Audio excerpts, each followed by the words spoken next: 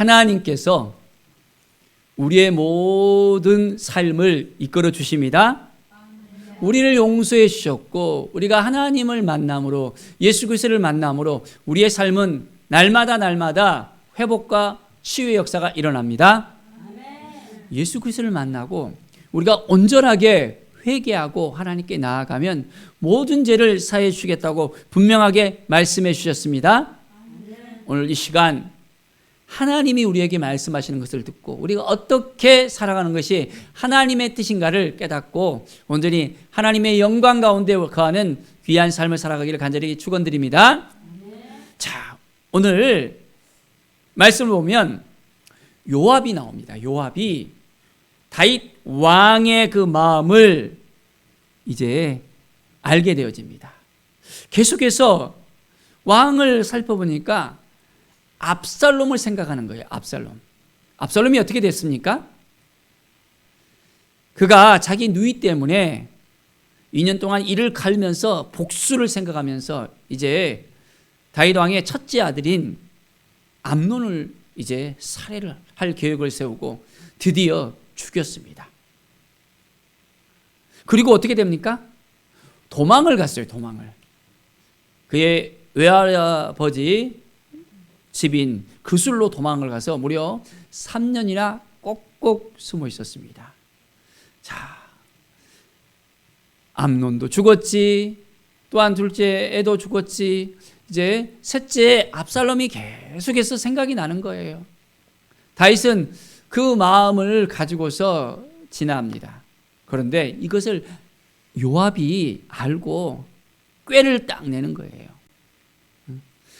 자, 드고아 사람, 바로 드고아의 여인을 딱, 슬기로운 여인을 딱 이렇게 또 찾아내갖고는 그 여인의 입에 말을 딱 넣어줍니다.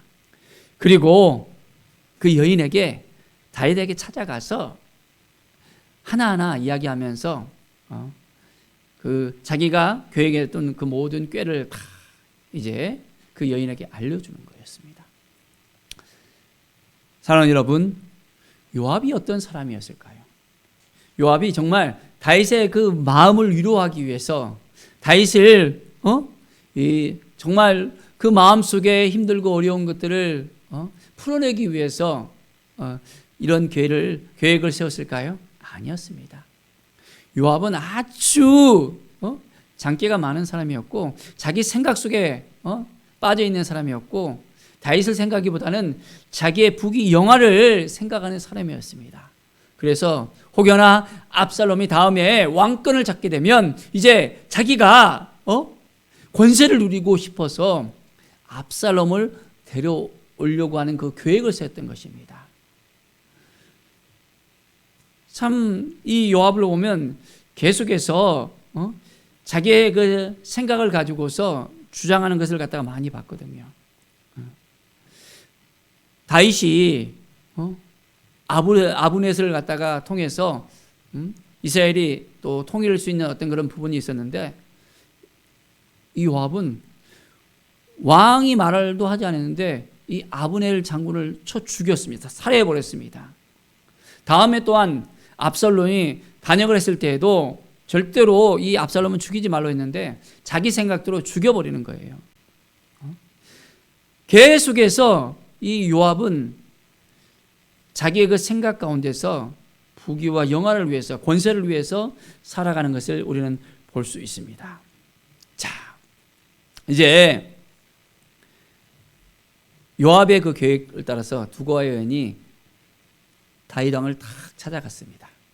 그리고 어떻게 합니까? 자기 아들이 둘이 있었는데 한 아들을 같이 서로 의견 다툼 때문에 이제 싸우다가 죽여버렸다는 거예요. 자, 그래서 이제는 자기가 과부였고 남편도 죽고 이제는 남은 한 아이까지도 다른 사람들이 살인자라고 해서 죽이겠다는 거예요. 대도 끊어지고 이제는 어려움을 겪게 됐다는 것을 다윗에게 다 이야기합니다. 다윗이 그 이야기를 듣고 어떻게 됩니까? 분노하면서, 아니 이렇게 한 가정을 갖다가 완전히 쑥대밭시키면서 대를 끊게 하는 것은 무슨 일이야 하면서 아주 화를 냅니다. 그러면서 내가 너를 지켜주겠다고, 너의 말대로 이렇게 또한 너의 가정을 지켜주겠다고 약속을 합니다. 하나님의 이름으로 맹세를 하면서 이제 그 아들을 내가 지켜주겠다는 것을 또한 이야기합니다. 자, 그렇게 하면서 이제 계속해서 이야기하다가 다윗이 이 여인의 말을 들어보니까 자기 이야기인 거예요. 자기 이야기. 그것을 깨닫고 분명하게 말하라고. 혹시 요압이 시켜서 이 일을 했는지라고 분명하게 물어봅니다. 이 여인은 그대로 이야기합니다. 요압이 자기를 시켜서 이제는 왕께 찾아와서 그대로 이제는 행했다는 것을 말합니다. 사랑하는 여러분, 우리는 하나님께서 주신 마음을 지켜낼 수 있어야 됩니다. 사람의 말에 왔다 갔다 해서는 안 됩니다. 그런데 오늘 다윗은 어떻게 됩니까? 이 두고와 여인의 말에 홀게 되었고는 이제는 요압의 그 잔꾀로 인해서 어떻게 됩니까?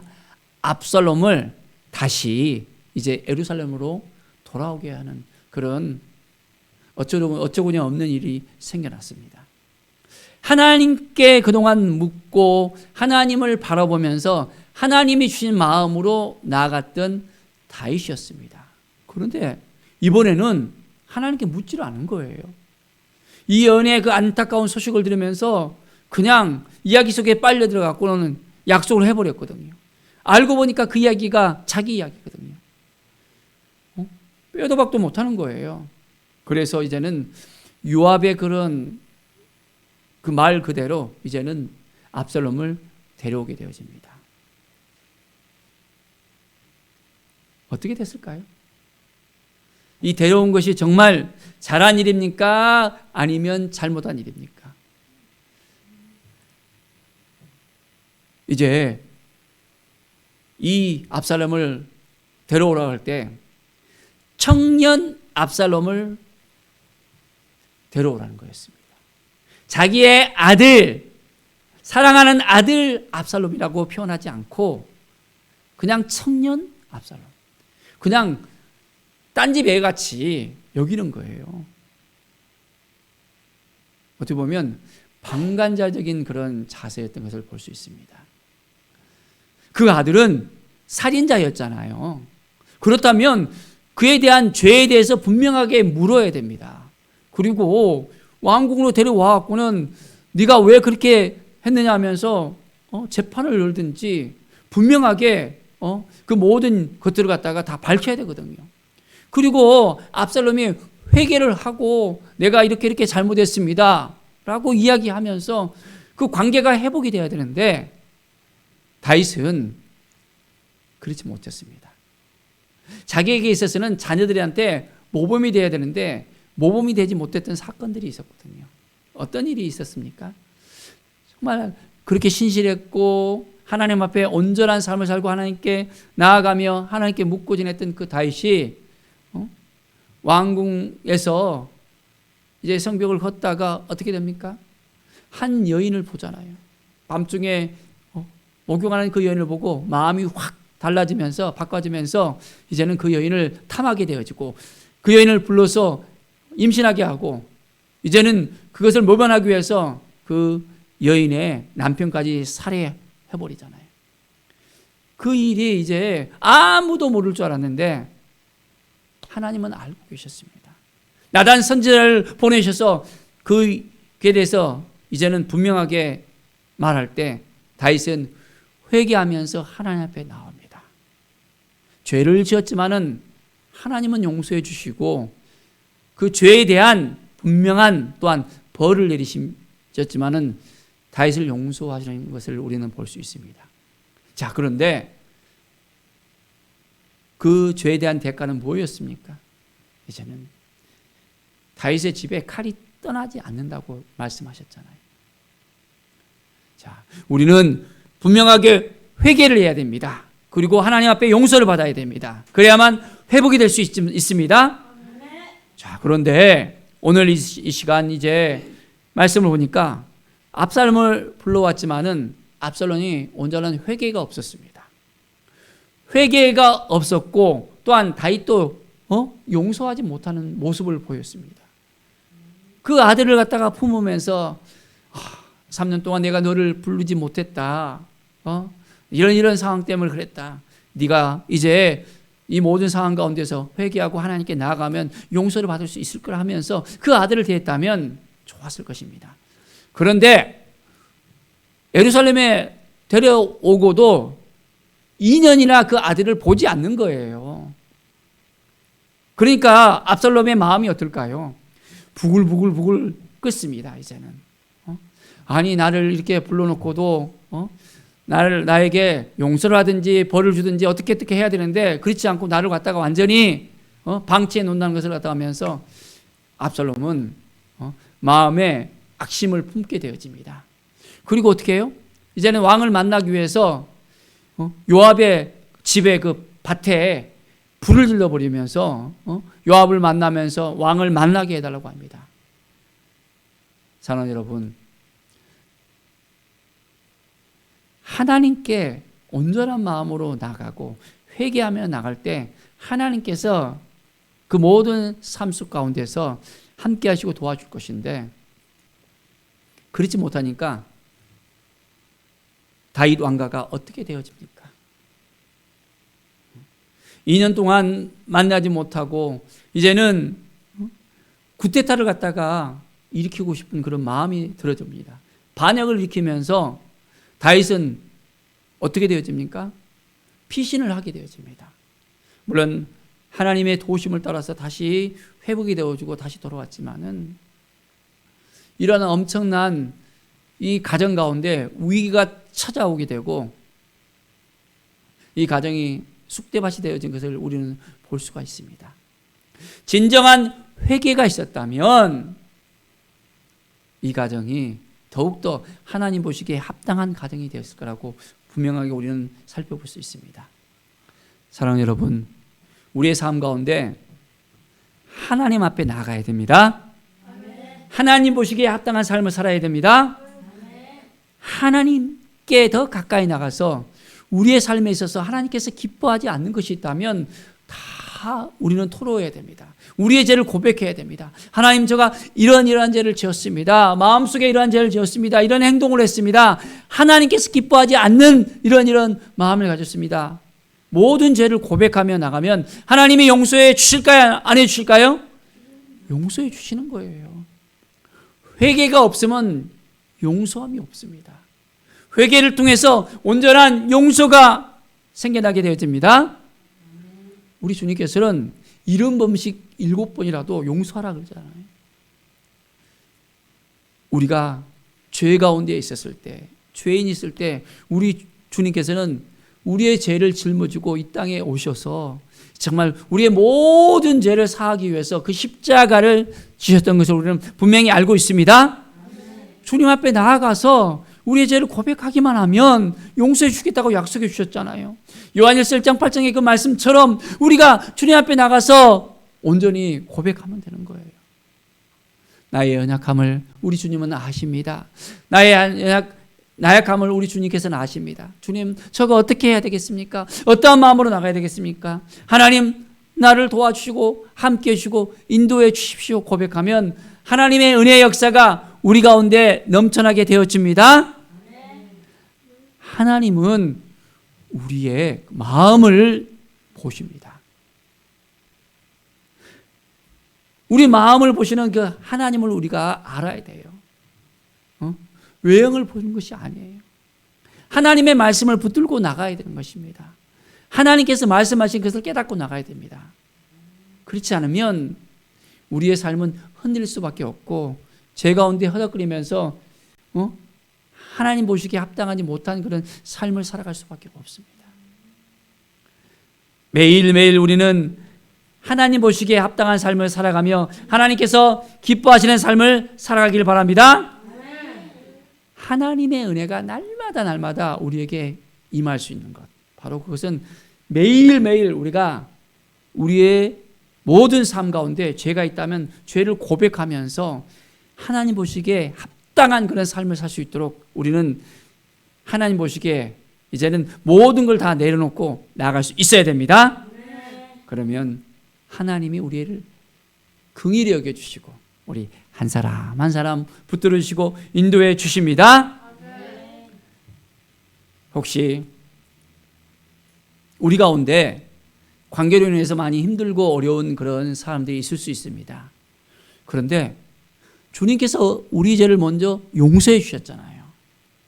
그렇다면 혹시 우리에게 잘못한 사람이 있다면 우리도 그 사람을 용서할 수 있는 마음이 있어야 됩니다. 마음의 문을 열고 정말 용서할 때 우리가 용서를 받을 수 있는 것입니다. 우리는 예수 그리스도 앞에 나가서 용서를 받았는데 마음의 문을 탁 닫고 나는 이 사람 절대로 용서 못해. 저 사람이 어떻게 하더라도 나는 용서 못해 라고 생각한다면 하나님께서 기뻐하실까요? 아닙니다. 완전히 하나님 보시기에 합당한 그 삶을 살아가는 인생, 하나님 앞에 온전히 나아가는 인생, 하나님께서 기뻐하시는 그런 인생이 우리 가운데 넘쳐나기를 바랍니다.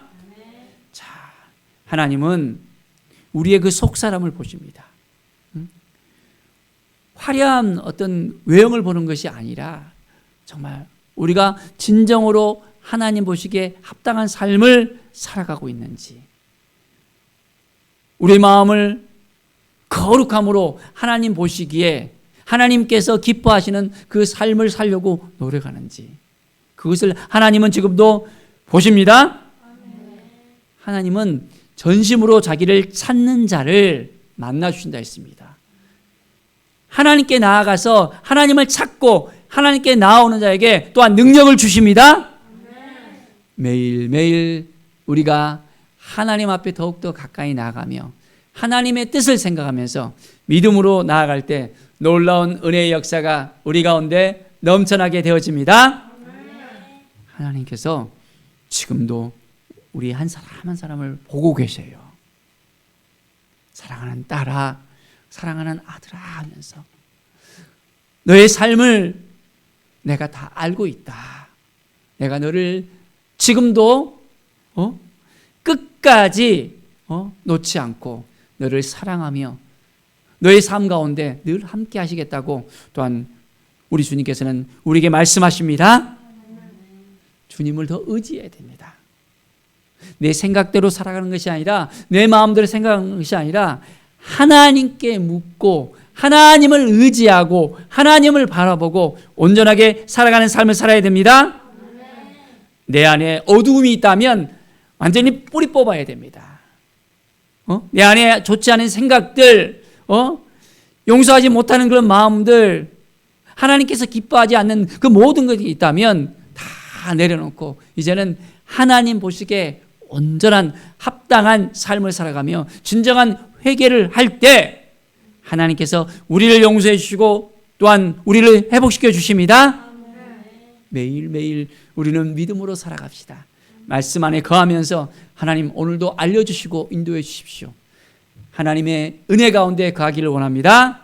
많은 영혼들이 정말 이제 주님 앞에 나올 때 바로 우리 한 사람 한 사람을 통해서 이제는 주님을 만나는 놀라운 은혜도 허락하여 주십시오. 우리가 고백하면서 이제는 주님 앞에 더욱더 가까이 나가는, 주님과 함께하는 믿음의 삶을 살아가기를 간절히 축원드립니다.